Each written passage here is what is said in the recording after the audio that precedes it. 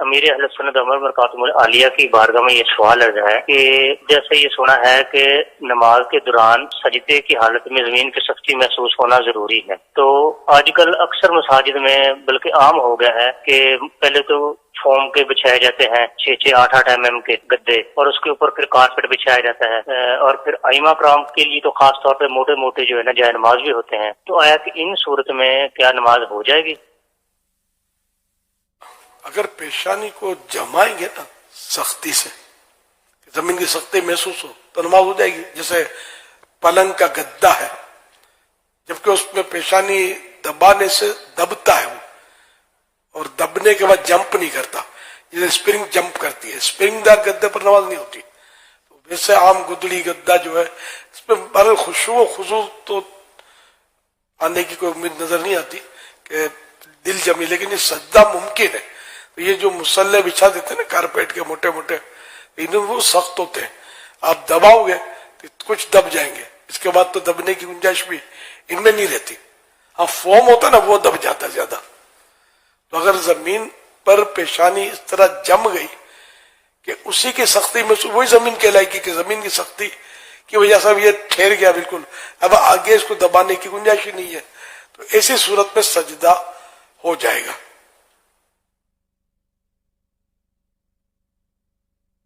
ناک کی ہڈی بھی دبنی چاہیے، تو اس سے ہڈی لگ جائے گی تو یہ واجب بھی ادا ہو جائے گا.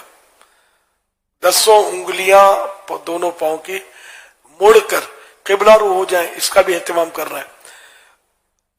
اس کا پیٹ زمین پہ، جو چلتے ہوئے زمین پہ حصہ لگتا ہے نا تو وہ انگلیوں کا پیٹ ہے. اور چھوٹی انگلی بازوں کا تو وہ نکل جاتی ہے، تجربہ نہیں ہوگا یا توجہ نہیں رہتی، تجربہ ہو لیکن توجہ نہیں ہوتی، تو چھوٹی انگلی قبلہ رو نہیں بنتی، وہ چھوٹی ہوتی ہے نا، پھسل کر نکل جاتی. تو اس کو آپ کو چھوٹی کی طرف بھی تھوڑا توجہ دینی ہوگی. اور اسی طرح انگوٹھا بھی بعض ہوگا تو وہ تھوڑا ترچھا ہو جاتا ہے تو صحیح لگتا نہیں ہے.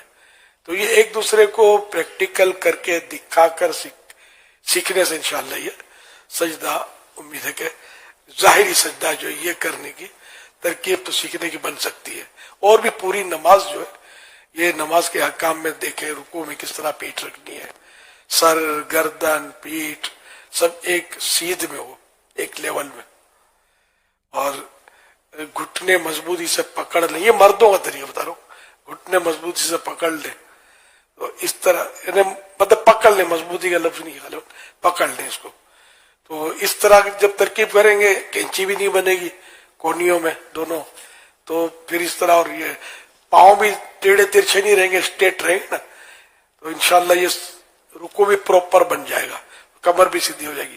اگر ایک جگہ سے بھی کہیں سے خم آ گیا نا تو پھر وہ رکوع طریقہ کار کے مطابق جو میں عرض کر رہا ہوں اس کے مطابق نہیں بنے گا. اب یہ رکوع میں جو میں نے طریقہ بتایا اس میں فرض بھی آ گیا، سنت بھی آ گیا، مستحبات جو ہوتے ہیں یہ سب مطلب یہ پراپر یعنی طریقہ جو ہے یہ آ گیا.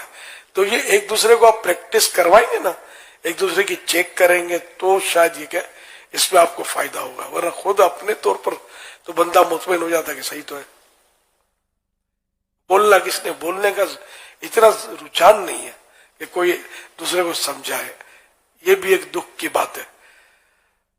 یہاں مطلب ہے کہ اپنی اسی ترکیب ہے کہ سمجھانے سے غصہ نہیں کرے گا اگلا، لڑائی نہیں کرے گا، بحث نہیں کرے گا، تو وہ سمجھا دیا جائے.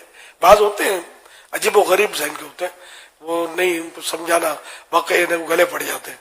تو ہر ایک تو ایسا نہیں ہوتا نا. صلو علی الحبیب صلی اللہ علی محمد.